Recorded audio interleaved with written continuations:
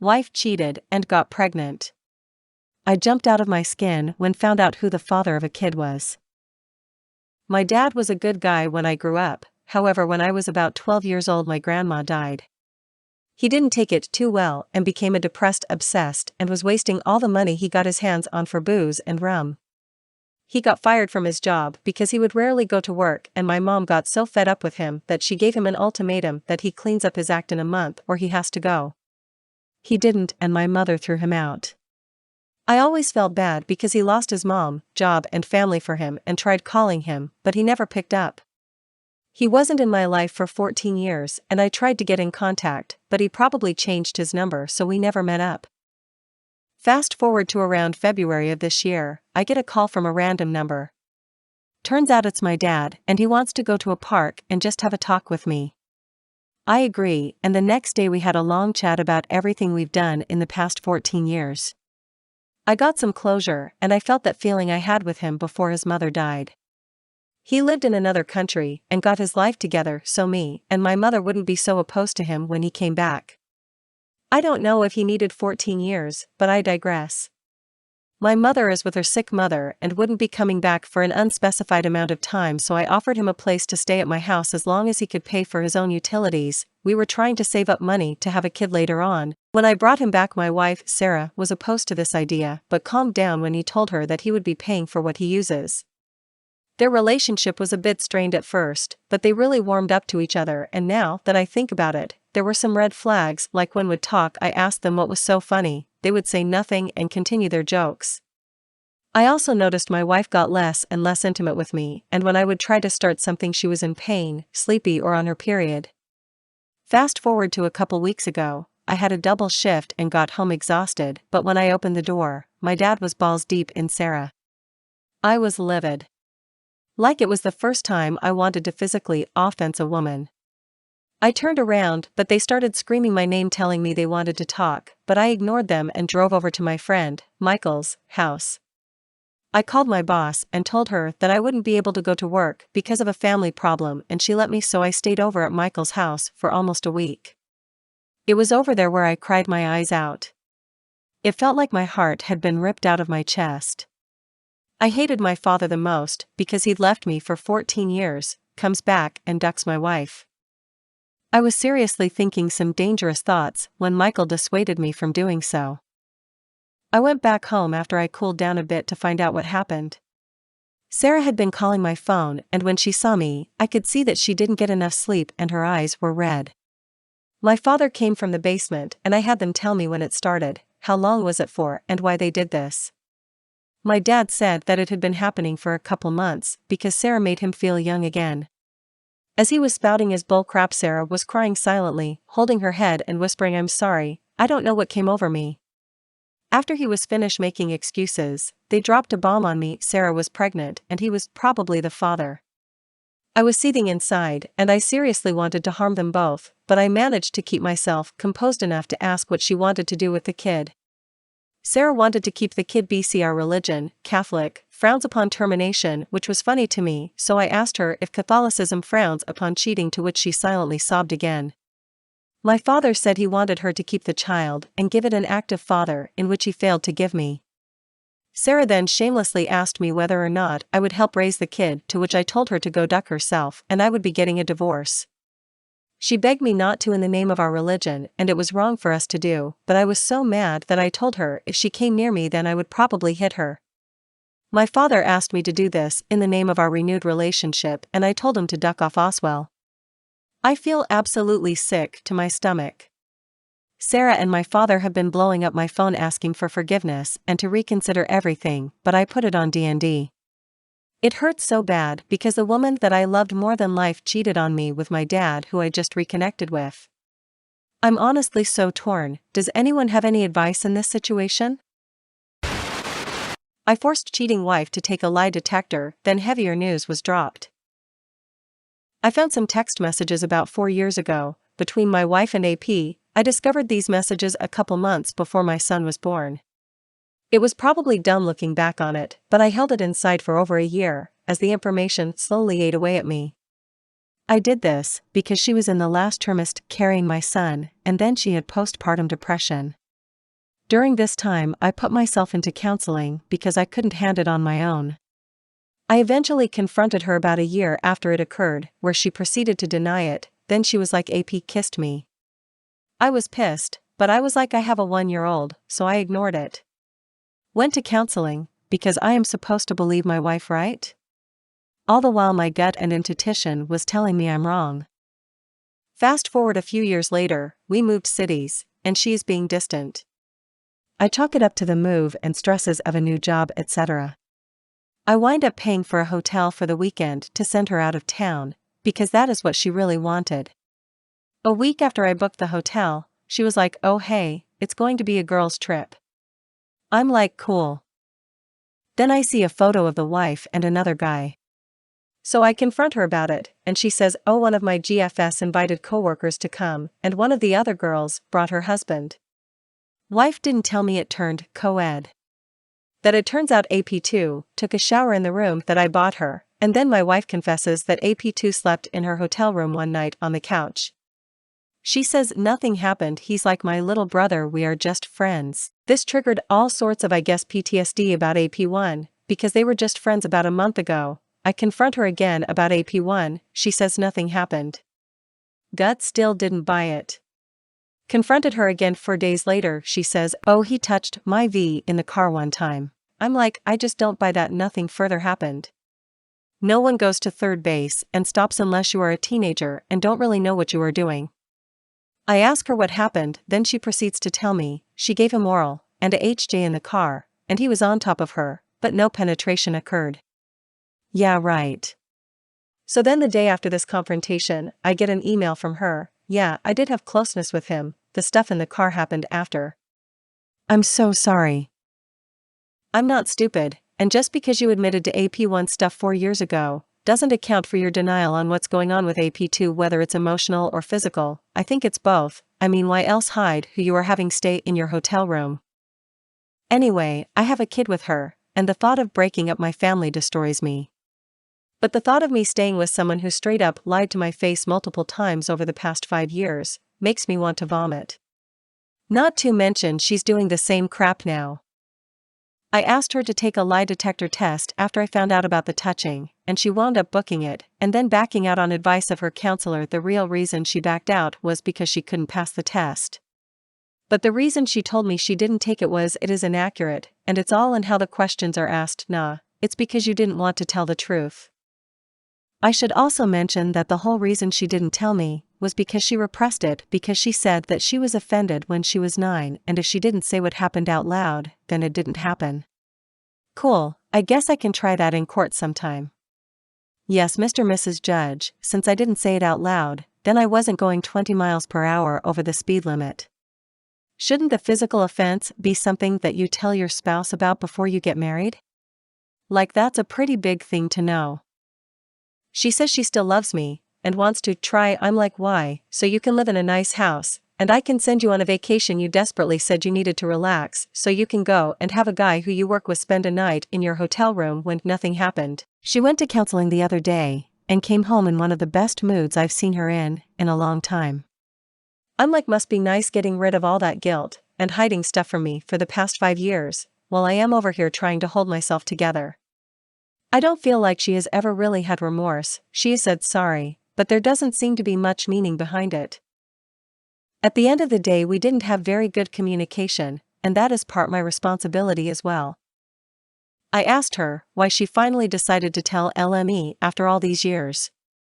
She said she finally admitted because it was time for me to know, so that I could stop my tailspin. She also keeps to the story that nothing physical happened with AP2, and that ever since she did the stuff with AP1, I have honestly tried my best to be the wife you deserve. By what? Having AP2?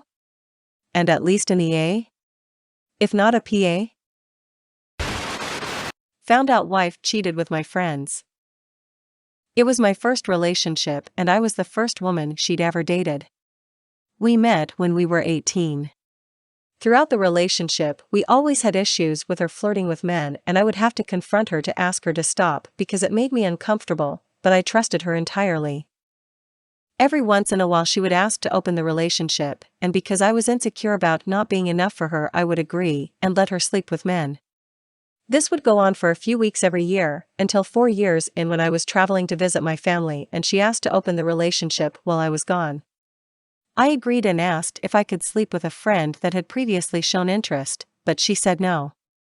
She slept with one guy regularly while I was traveling and it hurt. Eventually, I asked her to close the relationship and stop sleeping with him. She said, "Don't you want me to be happy?" and didn't stop. I warned her that this felt like cheating, and we could break up over this. She preferred to keep sleeping with him rather than be with me. Throughout the relationship I knew I hadn't been perfect, my mental health went unchecked and I had a bad habit of skipping class and sleeping in. I never yelled or hit her or anything of that nature, though I was pretty clingy and my anxiety and PTSD made me needy. But I did support her emotionally and care for her needs, and I've always been good at growing and apologizing if I made her angry. We were best friends, and I'm a romantic. I was always flirting and being open about how I loved her. I took our first breakup really poorly. I mentally broke down and had to stay with friends, start seeing a therapist again, poured myself into work. To be honest, I wasn't very kind to her during that time. She still wanted to be friends, and I would take every opportunity to argue with her the morality of her actions. She would always shut down and yell at me, while continuing to date the guy she cheated on me with. Eventually that relationship imploded. She got too serious about him too quickly. He was angry that she would flirt with his friends. It got physically offensive. She broke it off with him and ran back to me for support. I had been desperate for her love back then, and we reconciled and got back together. I went to therapy to specifically work on the trust issues I had built up around her, and it was an intentional effort that I struggled with every day. I vowed never to treat her poorly and to be a forgiving person. I worked hard on my mental health to become a self-sufficient and stable person so she wouldn't have to see me break down anymore. I cultivated a group of friends that supported me and our relationship, though she didn't hang out with them often. After we graduated, I struggled to find a job in my field while she excelled in her career. Our town had a minuscule industry for me, but was practically built around hers. I brought up the potential of moving to my hometown, where I could easily land a job in my industry, and while hers wasn't as big as in our current town, there were still a lot of opportunities. Plus we would be closer to my family, whom I rarely saw, and many of my supportive friends. She refused, as we wouldn't be able to visit her family as often, at least once a month, because we would be moving across the country. I prioritized our relationship and we stayed where we were. Eventually, I did find a job working from home, but I was getting paid very little, and she became the breadwinner. I used the money I made to buy her gifts and flowers when I could, while juggling my student loan debt. We split the rent, but she paid all the other bills. She would buy groceries and I would cook our meals. If I had no work, I would clean the house while she worked. Our motto was that we were a team. During those 3 years we lived in bliss. She never asked to open the relationship and would stay in with me after work for quality time together. If I chatted with my friends online, she would join us. We had spontaneous road trips and dates and spent every minute together. Then, one of our friends, M25, started going through a divorce and needed a place to stay. We had an extra bedroom, so he crashed there. He is a very social and talkative person, so our quality time was suddenly barraged by an extra person. He was home constantly and needed a lot of support, which we tried to give him. Off the bat, I noticed he and my ex got along very well, and he would tell her things and seek out her support over mine. Because of my work on my trust issues, I was proud of myself for not seeing anything wrong with this. They would go on walks together and she would come home and update me on how it went. I started hanging out with my friends more while they talked, but I made it known to her that I missed having our quality one-on-one time. We made a few attempts at spending alone time together, but somehow he would always show up and become involved again. She would try to get out of the house to hang out with her best friend, his wife, F25, so that he could get used to being alone. After I got vaccinated, I scheduled a trip to visit my parents for the first time in 2 years. Before I left, I reminded her that he was needy and vulnerable, and to continue to maintain some space between them. She agreed and reassured me they were just friends, and that nothing would happen. I had a bad feeling in the pit of my stomach, but ignored it at the time. My trip was amazing. My parents were so happy to see me and even more loving than before. All my online friends that lived in my hometown came out and we had big events celebrating my return. I was surrounded by family and friends every day and they all made it well known how happy they were to be hanging out with me. Meanwhile, I would text my ex good morning and good night at the very least and update her on how my days were going. She would constantly say, "I understand that you're busy, thanks for checking on me. I'm glad you're having fun with friends." But being surrounded by family and friends in a town that I loved was growing more painful as my return flight approached. I spoke to my best friend, NB26, about maybe moving back home and the logistics of it. They were very supportive but understood my hesitance, as my ex made it clear that she didn't want to move. As I spoke to a couple more friends and my parents about it, it seemed like the right choice for my future would be to make the move, with or without my ex. When I returned, our friend had moved out very suddenly. I sat my ex down and told her that I wanted to move back home. She cried a lot and told me she didn't want to move, and she felt forced to make a decision. Broken-hearted, I told her it may be best for us to break up, since we don't do long distance well. We agreed to stay together for now and break up later, sometime before I moved. She told me that our friend was reconciling with his wife and that they were getting back together, but said this sourly. I felt out of the loop but trusted that there was more to the story that may not be my business to know, and we continued our terminal relationship. I introduced her to a relatively new friend I had made online that lived in our town. He, M24, was friendly, but a little weird and awkward. We played games together and talked a lot online. They spoke normally to each other, but I didn't notice them hitting it off or anything. We all exchanged numbers and hung out a little more before my move. She started asking me for more space as the breakup became more real, and I would talk to my friends while she would talk to hers. I found out later that she was talking to M24 for hours into the night, and she told me she needed someone to talk to about our relationship ending as her best friend, the wife, and the husband were being very distant. 1 week before my flight, she told me that we needed to break up immediately, and that she couldn't wait anymore. I cried a lot, but accepted this as I saw myself at fault for this anyways. She left after that talk and didn't return until late that night. We slept in separate rooms. The next couple days were the same. I snapped one day and told her how upset and frustrated I was with the entire situation. Even though it was my fault, I was still allowed to be sad about it. She regarded me very coldly and barely spoke with a neutral look on her face, while I sat on the floor, sobbing. I asked her directly what her relationship with M24 was, since he'd been avoiding me. She told me they'd been sleeping together since the day we broke up, right after our talk. She said that she thinks she's polyamorous and that she isn't satisfied with one partner. I told her that this is no way to explore your sexuality, and that I wish she had been honest with me. Defeated, I went to my room and called my best friend for hours, sobbing. After that, my ex and I attempted to find some friendship between us, just for now, and she became a little bit warmer as my flight approached. 2 days before my flight, I met up with the husband and his wife for lunch and to say my goodbyes. I told them that my ex and I had broken up officially, and that I was focusing on the future. They were both very happy for my move and excited that I would be surrounded by a loving family and friends, but they seemed antsy.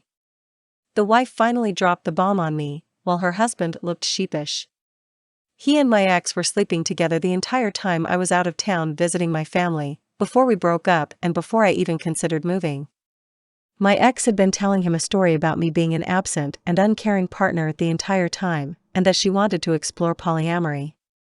His wife found out and dropped all their current issues to force him back into the house, because she didn't want me to get hurt any further.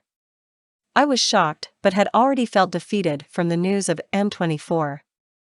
I said my goodbyes and she apologized to me for the pain I was going through.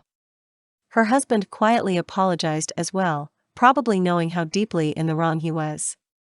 They have both cut off all ties with my ex now. Before returning to the house, I called my ex, who answered normally and happily, and told her his wife told me everything. "Would you mind being out of the house while I finish packing tomorrow?" She was quiet, then started crying, and began saying I was going to tell you. Before I said I don't want to talk about it.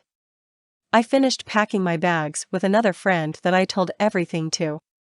The day before my flight, when my ex returned to the house to pick something up, I confronted her. I didn't say anything angry or mean or hurt, I just told her how excited I was for my flight and that this was goodbye. She sobbed as I tried to keep my face straight, and spewed all kinds of excuses. I didn't respond to any of them, and repeated that I'm only here to say goodbye. She said that she's not a bad person and that she understood that I may never forgive her, and I stayed quiet. I kept my mind looking forward to my flight and my future. Finally, I walked away, and that was the last time I saw her. My packing friend drove me to the airport in the morning and tearfully saw me off, apologizing for how the last few weeks had gone and that she was excited for my friends and family to see me again. It's been 2 months since then. Being home every day has felt full of love. My parents are supportive while I figure my life out, and my friends make an effort to let me know how much they love me. I'm invited out to events constantly, and they talk to me every day to check in on me. I've been going outside and driving myself for the first time in a long time. I feel very full of life compared to how I felt in my ex's town. There are even a couple of women interested in me, but I've made it clear that I'm not ready to date yet. I found out that my online group has kicked out both my ex and M24, and one of them told him off about hurting me. Everyone, including myself, has both of them blocked. I found out recently through the wife's social media that my ex has started officially dating M24. The wife is disgusted by all of it, and they're definitely not best friends anymore. A few of my friends have told me he has always made women feel uncomfortable around him. Sometimes I still worry about my ex, but I have to keep reminding myself that she's not my problem anymore. I am sad, however, at her attempts to explore her sexuality the way that she did. I have a lot of polyamorous friends that tell me she went about it all in the worst and most harmful way possible.